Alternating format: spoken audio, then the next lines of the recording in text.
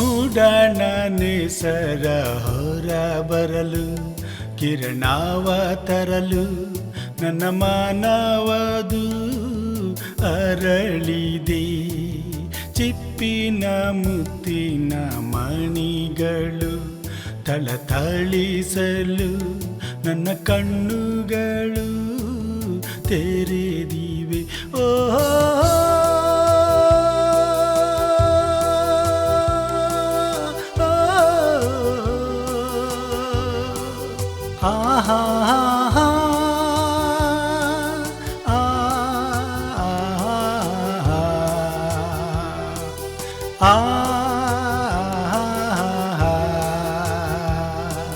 ಮೂಡಣ ನೇಸರ ಹೊರ ಬರಲು ಕಿರಣವ ತರಲು ನನ್ನ ಮಾನವದು ಅರಳಿದೆ. ಚಿಪ್ಪಿನ ಮುತ್ತಿನ ಮಣಿಗಳು ಥಳಥಳಿಸಲು ನನ್ನ ಕಣ್ಣುಗಳು ತೆರೆದಿವೆ.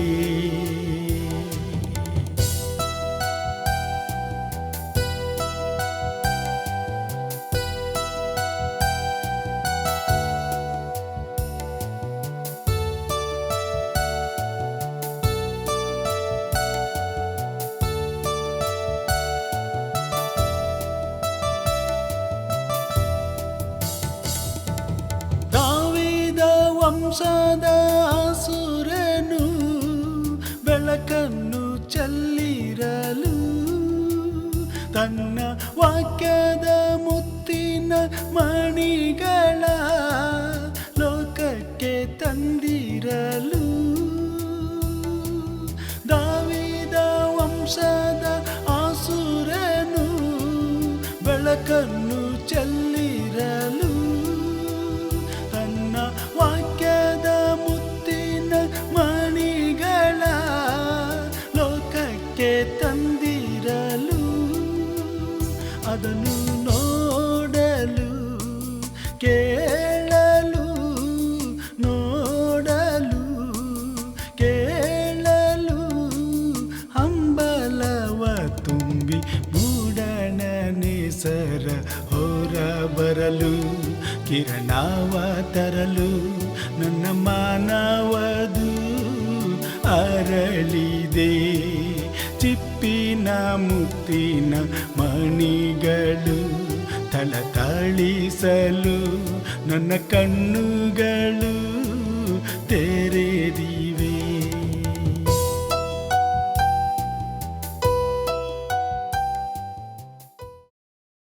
ದೇವರ ಪರಿಶುದ್ಧ ನಾಮಕ್ಕೆ ಸ್ತೋತ್ರವಾಗಲಿ. ಪ್ರಭು ಕ್ರಿಸ್ತನಲ್ಲಿ ಆತ್ಮೀಯ ದೇವಜನರೇ, ತಿರುಗಂದ ಆವರ್ತಿ ಹೋಪ್ ಟಿವಿ ಇಂಡಿಯಾದ ಮೂಲಕ ದೇವರ ಸಂದೇಶವನ್ನು ಕೇಳಲು ದೇವಸೇವಕನಾದ ನಾನು ನಿಮ್ಮೆಲ್ಲರನ್ನ ಆತ್ಮೀಯವಾಗಿ ಸ್ವಾಗತಿಸುವಂತವನಾಗಿದ್ದೇನೆ. ಲೆಕ್ಕಾಚಾರ ತಲೆ ಕೆಳಗಾದಾಗ ಎಂಬ ಶಿರೋನಾಮೆಯ ಅಡಿಯಲ್ಲಿ ಸಂದೇಶಗಳನ್ನು ಮುಂದುವರಿಸುತ್ತಾ ಈ ದಿನದ ಸಂದೇಶ ಯಾರ ಹೆಸರ ಮೇಲಿದೆ ಎಂಬುದನ್ನು ತಿಳಿದುಕೊಳ್ಳುವ ಮೊದಲು ನಮ್ಮನ್ನು ನಾವು ದೇವರಾತ್ಮನಿಗೆ ಒಪ್ಪಿಸಿಕೊಟ್ಟವರಾಗಿ ಪ್ರಾರ್ಥನೆ ಮಾಡಿಕೊಳ್ಳೋಣ. ಪ್ರಾರ್ಥಿಸುವ. ಮಹೋನ್ನತನು ಸರ್ವಶಕ್ತನಾಗಿರುವಂಥ ಪರಲೋಕದ ದೇವರೇ, ಲೆಕ್ಕಾಚಾರ ತಲೆ ಕೆಳಗಾದಾಗ ಎಂಬ ಶಿರೋನಾಮೆಯಡಿಯಲ್ಲಿ ನಿನ್ನ ವಾಕ್ಯವನ್ನು ನಾವು ಕಲಿಯುವಾಗ ನಿನ್ನ ಆತ್ಮನಿಂದ ನಮ್ಮನ್ನು ತುಂಬಿಸಿ ಬಲಪಡಿಸೆಂದು ಯೇಸು ಕ್ರಿಸ್ತನ ಹೆಸರಿನಲ್ಲಿ ಪ್ರಾರ್ಥಿಸುತ್ತೇವೆ ತಂದೆಯೇ, ಆಮೆನ್. ಕ್ರಿಸ್ತನಲ್ಲಿ ಆತ್ಮೀಯ ದೇವಜನರೇ, ಕಳೆದ ಸಂದೇಶ ಆಕಾನನು ದೇವರಿಗೆ ವಿರುದ್ಧವಾಗಿ ಹಾಕಿಕೊಂಡಂಥ ಲೆಕ್ಕಾಚಾರದ ಕುರಿತಾಗಿ ಧ್ಯಾನ ಮಾಡಿದ್ದೆವು. ಈ ದಿನದ ಸಂದೇಶ ಯಾರ ಹೆಸರ ಮೇಲಿದೆ ಎಂಬುದನ್ನು ನಾವು ತಿಳಿದುಕೊಳ್ಳೋದಕ್ಕಿಂತ ಪೂರ್ವದಲ್ಲಿ ನಮ್ಮ ಸತ್ಯವೇದಗಳನ್ನು ಮತ್ತಾಯನು ಬರೆದ ಸುವಾರ್ತೆ 24ನೇ ಅಧ್ಯಾಯ 37ನೇ ವಚನದಿಂದ 40 ವಚನಗಳನ್ನು ಓದಿಕೊಳ್ಳೋಣ. ಮತ್ತಾಯನ ಸುವಾರ್ತೆ 24ನೇ ಅಧ್ಯಾಯ ವಚನ 37ರಿಂದ 40. ದೇವರ ವಾಕ್ಯ ಈ ರೀತಿಯಾಗಿ ಹೇಳುತ್ತದೆ,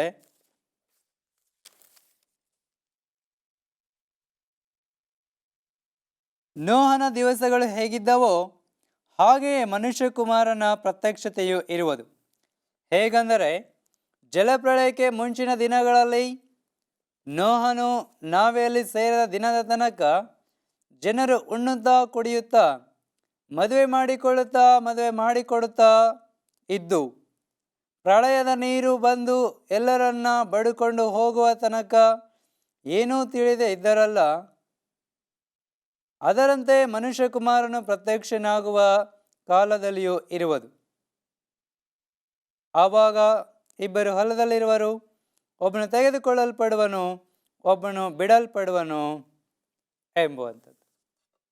ಆತ್ಮೀಯ ದೇವಜನರೇ, ದೇವರು ವಾಗ್ದಾನಗಳಲ್ಲಿ ನಂಬಿಗಸ್ತನಾಗಿರುವಂತಹ ದೇವರು. ಆಕಾಶವು ಭೂಮಿಯು ಅದರಂಥ ಸಮಸ್ತವು ಅಳಿದು ಹೋದರೂ ಆತನ ವಾಕ್ಯಗಳು ಎಂದಿಗೂ ಅಳಿದು ಹೋಗೋದಿಲ್ಲ. ದೇವರ ವಾಕ್ಯದಲ್ಲಿ ಬಹಳ ಸ್ಪಷ್ಟವಾಗಿ ನಾವು ಓದುತ್ತೇವೆ, ಹೇಗೆ ಆಕಾಶದಿಂದ ಮಳೆಯು ಭೂಮಿಗೆ ಬಿದ್ದು ಉಣ್ಣುವವನಿಗೆ ಅನ್ನವನ್ನು ಬಿತ್ತುವವನಿಗೆ ಬೀಜವನ್ನು ಒದಗಿಸದೆ ಹೇಗೆ ತನ್ನಷ್ಟಕ್ಕೆ ತಾನೇ ವ್ಯರ್ಥವಾಗಿ ಹಿಂತಿರುಗೋದಿಲ್ಲವೋ, ದೇವರ ಬಾಯಿಂದ ಹೊರಟ ಮಾತುಗಳು ಸಹ ಕಾರ್ಯವನ್ನು ಸಾಧಿಸದೆ ವ್ಯರ್ಥವಾಗಿ ಹಿಂತಿರುಗುವುದಿಲ್ಲ. ಹೌದು ಪ್ರಿಯರ, ನಾನು ನೀವು ಆರಾಧಿಸುವಂತಹ ದೇವರು, ಸೇವಿಸುವಂತಹ ದೇವರು ಆತನು ಮಾತು ಕೊಟ್ಟು ತಪ್ಪುವಂತಹ ದೇವರಲ್ಲ. ಮತ್ತಾಯನ ಸುವಾರ್ತೆ 24ನೇ ಅಧ್ಯಾಯ ಹಾಗೂ 25ನೇ ಅಧ್ಯಾಯಗಳನ್ನು ನಾವು ಓದುವಾಗ, ಯೇಸು ಸ್ವಾಮಿಯವರು ಈ ಲೋಕದಲ್ಲಿ ಜೀವಿಸುವಾಗ ತನ್ನ ದ್ವಿತೀಯ ಆಗಮನದ ವಿಚಾರವಾಗಿ ಕಾಲಜ್ಞಾನವನ್ನು ಅಥವಾ ಪ್ರವಾದನೆಯನ್ನು ತಿಳಿಸಿದ್ದರು. ಸ್ವಾಮಿ ತಿಳಿಸಿದಂತಹ ಎಲ್ಲ ಮುನ್ಸೂಚನೆಗಳು ಈಗಾಗಲೇ ಬಹುಮಟ್ಟಿಗೆ ನೆರವೇರಿವೆ. ಇನ್ನು ಕೆಲವು ಪ್ರವಾದನೆಗಳು ಮಾತ್ರ ನೆರವೇರಬೇಕಾಗಿವೆ ಪ್ರಿಯರ. ಪ್ರಕಟಣೆಗಾರನು ತಿಳಿಸುವ ಹಾಗೆ ಪ್ರಕಟಣೆ 1ನೇ ಅಧ್ಯಾಯದಲ್ಲಿ ನಾವು ಓದುತ್ತೇವೆ, ಇಗೋ ಬೇಗನೆ ಬರುತ್ತೇನೆ ಎಂಬುದಾಗಿ ಸ್ವಾಮಿ ವಾಗ್ದಾನವನ್ನು ಮಾಡಿದ್ದಾರೆ. ಆತನ ಬರೋಣ ಬಹಳ ಶೀಘ್ರವಾಗಿದೆ, ಬಹಳ ಸಮೀಪವಾಗಿದೆ. ಆತನು ಅತಿ ಶೀಘ್ರವಾಗಿ ಬಂದು ತನ್ನ ಮಕ್ಕಳನ್ನು ಪರಲೋಕ ರಾಜ್ಯಕ್ಕೆ ಕರೆದುಕೊಂಡು ಹೋಗುವಂಥವರಾಗಿದ್ದಾರೆ. ಕ್ರಿಸ್ತನ 2ನೆಯ ಬರೋಣ ಬಹಳಷ್ಟು ಹತ್ತಿರವಾಗಿದೆ. ಹೀಗಿರುವಾಗ ಆತನ ಬರೋಣಕ್ಕೆ ನಾವುಗಳು ಸಿದ್ಧವಾಗಬೇಕಾಗಿದೆ.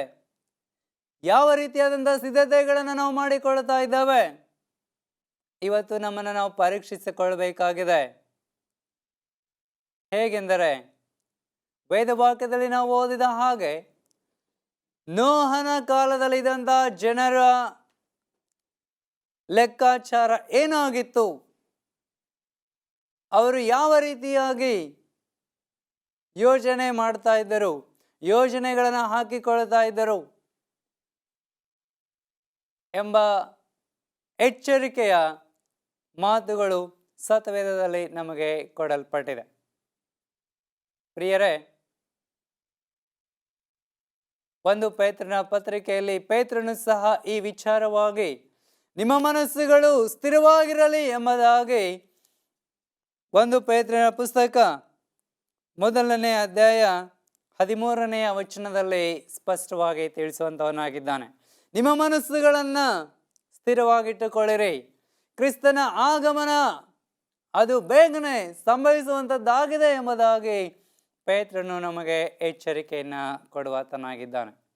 ಪ್ರಿಯರೇ, ಹಾಗಾದರೆ ಇಂದಿನ ಎಪಿಸೋಡ್ ನೋಹನ ಕಾಲದಲ್ಲಿ ಜೀವಿಸುತ್ತಾ ಇದ್ದಂಥ ಜನರ ವಿಚಾರವಾಗಿದೆ. ಸ್ವಾಮಿಯು ಈ ಲೋಕವನ್ನು ದೃಷ್ಟಿಸಿ ನೋಡುವಾಗ ಎಲ್ಲಿ ನೋಡಿದರೂ, ಯಾವ ಕಡೆ ನೋಡಿದರೂ ಎಲ್ಲವೂ ಬರೀ ಸಂಪೂರ್ಣವಾಗಿ ಪಾಪದಿಂದ ತುಂಬಿ ಹೋಗಿತ್ತು ಎಂಬುದಾಗಿ ಆದಿಕಾಂಡ 6ನೇ ಅಧ್ಯಾಯದಲ್ಲಿ ನಾವು ನೋಡುತ್ತೇವೆ. ಜನರು ದೇವರಿಗೆ ವಿರುದ್ಧವಾಗಿ ಭಯಂಕರವಾದಂಥ ಪಾಪಗಳಲ್ಲಿ ತೊಡಗಿಕೊಂಡಿದ್ದರು. ನಾನಾ ಥರವಾದಂಥ ಕೆಟ್ಟ ಕಾರ್ಯಗಳಲ್ಲಿ ಮುಳುಗಿ ಹೋಗಿದ್ದರು. ಬಹುಪತಿತ್ವ ಅವರ ಜೀವಿತವನ್ನು ತುಂಬಿಕೊಂಡಿತು. ತಿನ್ನುವುದರಲ್ಲಿಯೂ, ಕುಡಿಯುವುದರಲ್ಲಿಯೂ, ಮದುವೆ ಮಾಡಿಕೊಳ್ಳುವುದರಲ್ಲಿಯೂ, ಮದುವೆ ಮಾಡಿಕೊಡುವುದರಲ್ಲಿಯೂ ಜನರು ಆಸಕ್ತರಾಗಿದ್ದರು. ಪ್ರಿಯರೇ, ದೇವರ ಮೇಲಿನ ಪ್ರೀತಿ ಅವರಲ್ಲಿ ಕಂಡು ಬರಲಿಲ್ಲ. ತಮ್ಮ ಜೀವಿತವನ್ನು ಸಂಪೂರ್ಣವಾಗಿ ಕೆಡಿಸಿಕೊಂಡಿದ್ದರು. ದೇವರ ವಾಕ್ಯ ಬಹಳ ಸ್ಪಷ್ಟವಾಗಿ ಹೇಳುತ್ತದೆ, ದೇವರು ಮನುಷ್ಯನನ್ನ ಈ ಭೂಮಿಯ ಮೇಲೆ ಉಂಟು ಮಾಡಿದ್ದಕ್ಕೆ ಪಶ್ಚಾತ್ತಾಪ ಪಟ್ಟರು ಎಂಬುದಾಗಿ.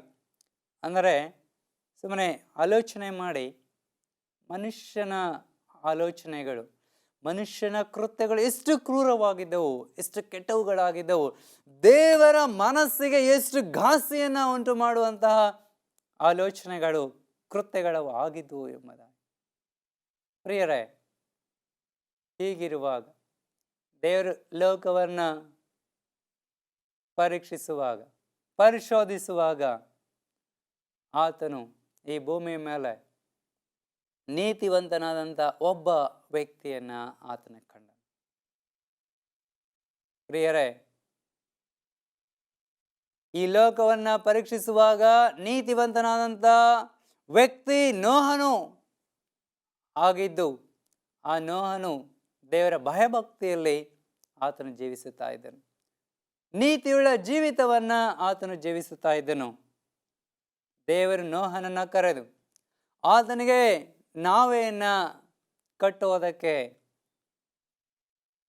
ಬೇಕಾದಂಥ ಎಲ್ಲ ನಕ್ಷೆಯನ್ನು ಆತನಿಗೆ ತಿಳಿಸುವಾಗ ನೋಹನು ನಾವೆಯನ್ನು ಕಟ್ಟುವುದಕ್ಕೆ ಪ್ರಾರಂಭಿಸಿದನು.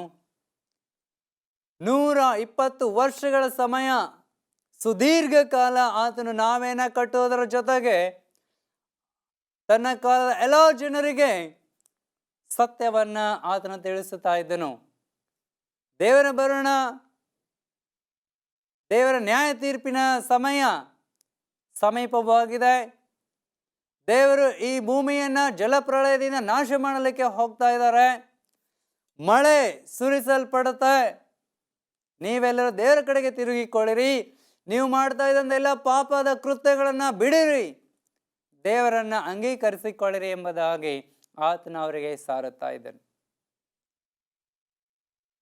ಪ್ರಿಯ ದೇವಜನರೇ, ಆದರೆ ನೋಹನ ಕಾಲದ ಜನರ ಲೆಕ್ಕಾಚಾರ ಏನಾಗಿತ್ತು, ಅವರ ಯೋಜನೆ ಏನಾಗಿತ್ತು ಎಂಬುದಾಗಿ ನಾವು ನೋಡುವಾಗ,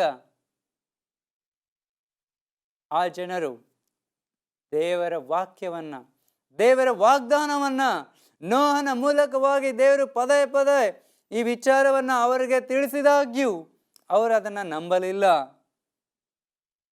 ಅದನ್ನು ಅಂಗೀಕರಿಸಿಕೊಳ್ಳಲಿಲ್ಲ, ಅದನ್ನು ಸತ್ಯ ಎಂಬುದಾಗಿ ಅವರು ತಿಳಿದುಕೊಳ್ಳಲಿಲ್ಲ. ಬದಲಾಗಿ ಅವರ ಮನಸ್ಸಿನಲ್ಲಿ ಅವರು ಆಲೋಚಿಸಿದರು, ಓ ಮಳೆ ಬರುತ್ತದೆ ಎಂಬುದಾಗಿ ಈತನ ಹೇಳುತ್ತಾ ಇದ್ದಾನೆ.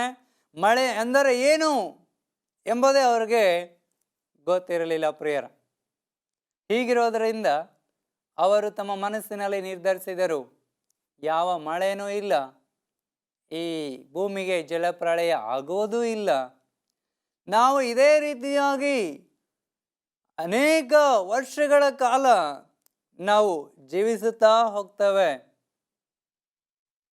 ಯಾವ ತೊಂದರೆಯೂ ಇಲ್ಲ ಎಂಬುದಾಗಿ ಅವರು ಆಲೋಚಿಸಿದರು. ಅವರ ಆಲೋಚನೆಗಳು, ಅವರ ಲೆಕ್ಕಾಚಾರ ಅದು ನಿಜಕ್ಕೂ ದೇವರ ಲೆಕ್ಕಾಚಾರಕ್ಕೆ ಅಥವಾ ದೇವರ ಆಲೋಚನೆಗೆ ಅದು ವಿರುದ್ಧವಾದಂತಹ ಆಲೋಚನೆಯಾಗಿತ್ತು. ಪ್ರಿಯರೇ, ಪರಿಣಾಮವಾಗಿ ಅವರು ತಮ್ಮ ಪಾಪದ ಕೃತ್ಯವನ್ನು ಬಿಡಲಿಲ್ಲ.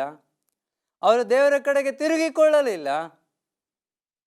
ವಾಕ್ಯದಲ್ಲಿ ಸ್ವಾಮಿ ವಾಗ್ದಾನ ಮಾಡಿದ ಮೇರೆಗೆ ಒಂದು ದಿವಸ ತಾನು ಗೊತ್ತು ಮಾಡಿದಂತ ಆ ದಿವಸದಲ್ಲಿ ಸ್ವಾಮಿ ನೋಹನನ್ನು ಆತನ ಕುಟುಂಬವನ್ನು ನಾವೆಯಲ್ಲಿ ಸೇರಿಸಿ ತದನಂತರ ಆಕಾಶದಿಂದ ಮಳೆಯನ್ನು ಸುರಿಸೋದಕ್ಕೆ ಪ್ರಾರಂಭಿಸಿದರು. ಭೂಮಿಯ ಸಲೆಗಳು ತೆರೆಯಲ್ಪಟ್ಟವು. ಜಲಪ್ರಳಯವು ಪ್ರಾರಂಭವಾಯಿತು. ಪ್ರಿಯ ದೇವಜನರೇ, ಈ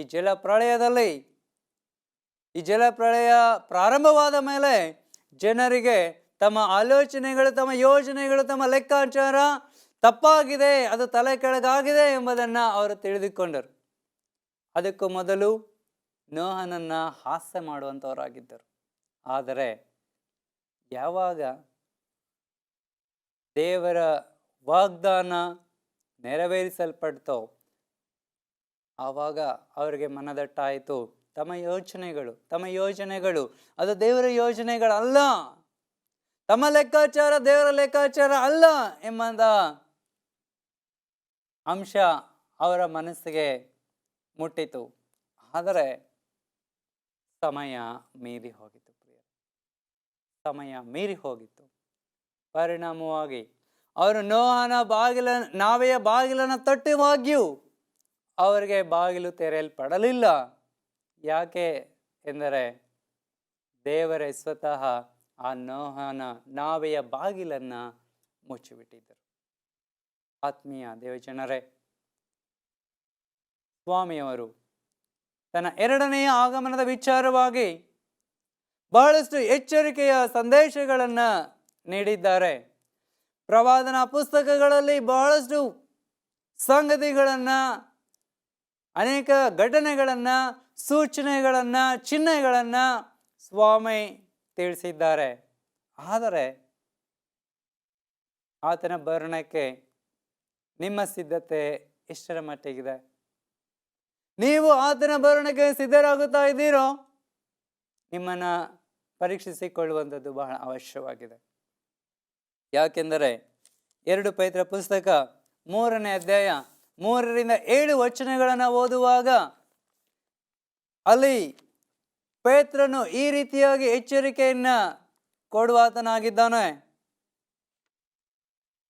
2 ಪೇತ್ರ 3ನೇ ಅಧ್ಯಾಯ 3ನೆಯ ವಚನದಿಂದ, ಕಡೆ ದಿವಸಗಳಲ್ಲಿ ತಮ್ಮ ದುರಾಶೆಗಳ ಪ್ರಕಾರ ನಡೆಯುವ ಕುಚೋದ್ಯಗಾರರು ಬಂದು ಕುಚೋದ್ಯ ಮಾಡುತ್ತಾ ಆತನ ಪ್ರತ್ಯಕ್ಷತೆ ವಿಷಯವಾದ ವಾಗ್ದಾನವು ಏನಾಯಿತು? ನಮ್ಮ ಪಿತೃಗಳು ನಿದ್ರೆ ಹೊಂದಿದ ದಿನ ಮೊದಲುಗೊಂಡು ಸಮಸ್ತವು ಲೋಕಾದಿಯಿಂದ ಇದ್ದಿದ್ದ ಹಾಗೆಯೇ ಇರುತ್ತದಲ್ಲ ಎಂದು ಹೇಳುವರೆಂಬುದಾಗಿ ನೀವು ಮೊದಲು ತಿಳುಕೊಳ್ಳಬೇಕು. ಹೀಗೆ ಮಾತಾಡುವವರು ಒಂದು ಸಂಗತಿಯನ್ನು ತಿಳಿದರೂ ಬೇಕೆಂದು ಮರೆತು ಬಿಡುತ್ತಾರೆ. ಅದೇನೆಂದರೆ, ಪೂರ್ವ ಕಾಲದಲ್ಲಿದ್ದ ಭೂಮಿಯಾಕಾಶಗಳು ದೇವರ ವಾಕ್ಯದ ಮೂಲಕ ನೀರಿನಿಂದ ಉಂಟಾಗಿ ನೀರಿನಿಂದ ಆಧಾರಗೊಂಡಿರುವಲ್ಲಿ ಆ ನೀರುಗಳಿಂದಲೇ ಆ ಕಾಲದಲ್ಲಿದ್ದ ಲೋಕವು ಜಲಪ್ರಳಯದಲ್ಲಿ ನಾಶವಾಯಿತು. ಆದರೆ ಈಗಿರುವ ಭೂಮಿಯಾಕಾಶಗಳು ಅದೇ ವಾಕ್ಯದ ಬಲದಿಂದ ಬೆಂಕಿಯ ಮೂಲಕವಾಗಿ ನಾಶವಾಗುವುದಕ್ಕೆ ಇಡಲ್ಪಟ್ಟಿವೆ. ಮತ್ತು ಭಕ್ತಿಹೀನರ ಶಿಕ್ಷಾವಿಧಿಯು ನಾಶವು ಉಂಟಾಗುವ ದಿನಕ್ಕಾಗಿ ಆ ಬೆಂಕಿ ಸಿದ್ಧವಾಗಿದೆ ಎಂಬುದಾಗಿ ವಾಕ್ಯ ಬಹಳ ಸ್ಪಷ್ಟವಾಗಿ ತಿಳಿಸುವಂಥದ್ದಾಗಿದೆ. ಪ್ರಿಯರೇ, ಇಂದಿನ ದಿನಗಳಲ್ಲಿ ತಂತ್ರಜ್ಞಾನ ಅಧಿಕವಾಗಿ ಹೆಚ್ಚುತ್ತಾ ಇದ್ದ ಹಾಗೆ ಜನರ ಆಲೋಚನೆಗಳು, ಜನರ ಯೋಜನೆಗಳು ದೇವರ ವಾಕ್ಯದಿಂದ ಪಕ್ಕಕ್ಕೆ ಸರಿದು ಹೋಗುತ್ತಿವೆ. ಪ್ರಿಯರೇ, ಅನೇಕ ಜನರು ಕ್ರಿಸ್ತನ ಬರೋಣದ ವಿಚಾರವಾಗಿ ತಾತ್ಸಾರವಾದಂತಹ ಮನೋಭಾವನೆಯನ್ನ ವ್ಯಕ್ತಪಡಿಸುವಂತವರಾಗಿದ್ದಾರೆ. ಅನೇಕ ಸಭೆಗಳು ಕ್ರಿಸ್ತನ ಆಗಮನದ ವಿಚಾರವಾಗಿ ತಪ್ಪಾದಂಥ ಅಭಿಪ್ರಾಯಗಳನ್ನು, ತಪ್ಪಾದಂಥ ಬೋಧನೆಗಳನ್ನು ತಿಳಿಸುತ್ತಾ ಜನರನ್ನ ದಾರಿ ತಪ್ಪಿಸುವಂತವರಾಗಿದ್ದಾರೆ. ಸ್ವಾಮಿಯ ಬರೋಣ ಇನ್ನು ಬಹಳ ನಿಧಾನವಾಗುತ್ತದೆ ಎಂಬುದಾಗಿ ಅನೇಕರು ಹೇಳುವಂತವರಾಗಿದ್ದಾರೆ. ಇನ್ನು ನಡೆಯಬೇಕಾದಂತ ಅನೇಕ ಘಟನೆಗಳಿವೆ, ಏನು ತೊಂದರೆ ಇಲ್ಲ, ಏನು ಸಮಸ್ಯೆ ಇಲ್ಲ,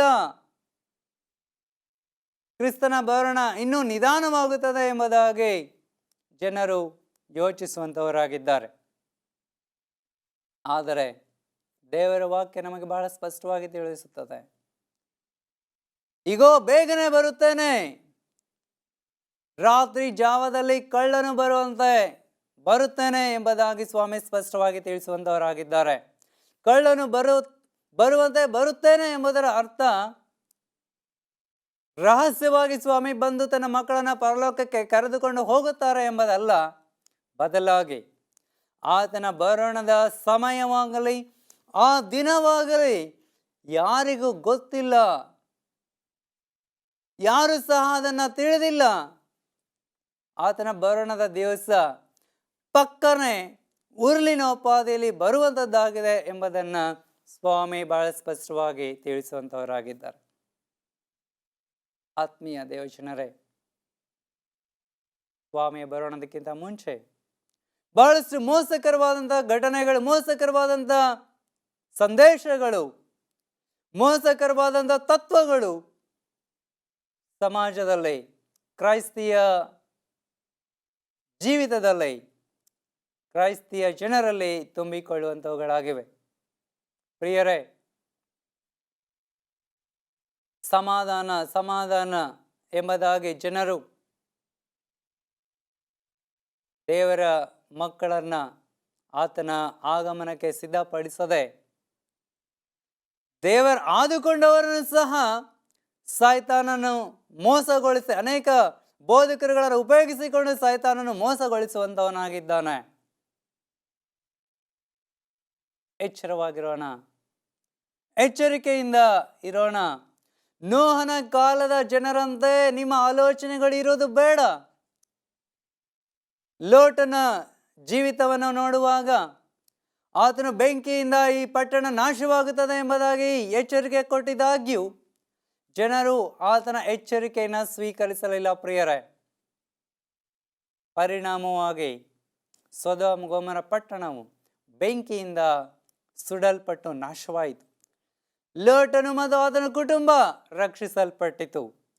ನೋಹನ ಕುಟುಂಬವು ರಕ್ಷಿಸಲ್ಪಟ್ಟಿತು, ಆದರೆ ಆ ಜನರ ಜೀವಿತವು ರಕ್ಷಿಸಲ್ಪಡಲಿಲ್ಲ. ಹಾಗೆಯೇ ಇಲ್ಲಿ ಪೇತ್ರನು ಬಹಳ ಸ್ಪಷ್ಟವಾಗಿ ತಿಳಿಸುವ ಆತನಾಗಿದ್ದಾನೆ. ಸ್ವಾಮಿಯ ಬರೋಣದ ವಿಚಾರವಾಗಿ ಈ ಸಂದೇಶ ನನ್ನ ನಿಮ್ಮ ಮನಸ್ಸುಗಳನ್ನು ದೇವರ ಕಡೆಗೆ ಸಿದ್ಧಪಡಿಸಬೇಕಾಗಿದೆ. ಪ್ರಿಯರ, ಆತನು ಬರುವಂಥ ದಿನವಾಗಲಿ ಗಳಿಗೆಯಾಗಲಿ ಗೊತ್ತಿಲ್ಲದೆ ಇರುವುದರಿಂದ, ನನ್ನ ನಿಮ್ಮ ನ್ಯಾಯ ತೀರ್ಪು ಯಾವಾಗ ಮುಕ್ತಾಯವಾಗುತ್ತದೆ ಗೊತ್ತಿಲ್ಲದೆ ಇರುವುದರಿಂದ, ನನ್ನ ನಿಮ್ಮ ಕೃಪಾ ಬಾಗಿಲು ಯಾವಾಗ ಮುಚ್ಚಿ ಹೋಗುತ್ತದೆ ಎಂಬುದು ನಾವು ಅರಿಯದೇ ಇರುವುದರಿಂದ, ಪ್ರಿಯರೇ, ನಮ್ಮನ್ನು ನಾವು ಸಿದ್ಧಪಡಿಸಿಕೊಳ್ಳಬೇಕಾಗಿದೆ. ಆತನ ಆಗಮನದ ದಿನ ಅದು ಬಂದಿದೆ ಎಂಬುದಾಗಿ ಪ್ರಕಟಣೆ ಪುಸ್ತಕ 14ನೇ ಅಧ್ಯಾಯ 7ನೇ ವಚನ ತಿಳಿಸುವಂಥದ್ದಾಗಿದೆ. ಮೊದಲನೆಯ ದೇವದೂತನು ತನ್ನಂಥ ಸಂದೇಶ, ನೀವೆಲ್ಲರೂ ದೇವರಿಗೆ ಭಯಪಟ್ಟು ಆತನನ್ನು ಘನಪಡಿಸಿರಿ, ಯಾಕೆಂದರೆ ಆತನು ನ್ಯಾಯ ತೀರ್ಪು ಮಾಡುವ ಗಳಿಗೆ ಬಂದಿದೆ ಎಂಬುದಾಗಿ ದೇವರ ವಾಕ್ಯ ನಮಗೆ ಸ್ಪಷ್ಟವಾಗಿ ತಿಳಿಸುವಂಥದ್ದಾಗಿದೆ. ಕ್ರಿಸ್ತನಲ್ಲಿ ಆತ್ಮೀಯ ದೇವಜನರೇ, ನಿಮ್ಮ ಲೆಕ್ಕಾಚಾರ ಏನಾಗಿದೆ?